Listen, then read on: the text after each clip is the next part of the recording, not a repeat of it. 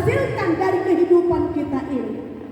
Jangan sampai oleh karena persoalan yang kita alami, hidup kita tidak lagi bertekun.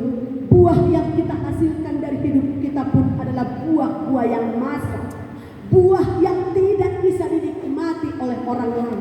Tapi ketika kita mengalami persoalan, ketika kita mengalami penderitaan sengsara yang begitu berat dan menghasilkan sebuah ketekunan, dan iman kita semakin hari kuat dan semakin hari disempurnakan, dan kita akan menghasilkan buah-buah yang matang dari kehidupan kita ini, memberkati banyak orang.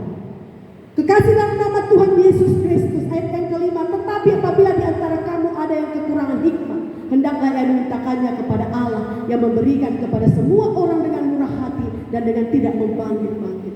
Ada orang berkata demikian, Tuhan, saya sudah mengerjakan pekerjaan pelayanan dalam gerejamu, dalam rumahmu. Saya sudah melayani Engkau, menginjili sampai ke daerah-daerah yang mungkin saja tidak terjamah oleh hamba-hamba Tuhan. Tuhan, saya sudah melakukan bakti sosial dan lain sebagainya, membangkit-bangkitkan apa yang sudah dia perbuat kepada Tuhan, sehingga menuntut Tuhan untuk memberikan hikmat itu, memberikan apa yang menjadi kerinduan, apa yang menjadi pergumulan, apa yang menjadi kebutuhan.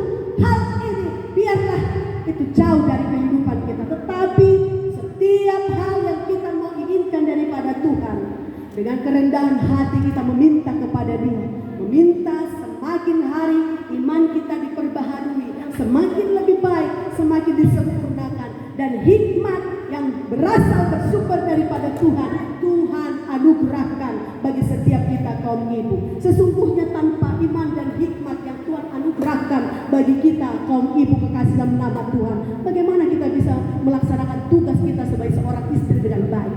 Bagaimana kita melaksanakan tugas dan tanggung jawab kita sebagai seorang ibu dengan baik, sesuai tuntutan daripada kebenaran firman Tuhan ini? Tidak seorang pun berani berkata, oh saya sudah menjadi seorang istri yang baik bagi suami saya.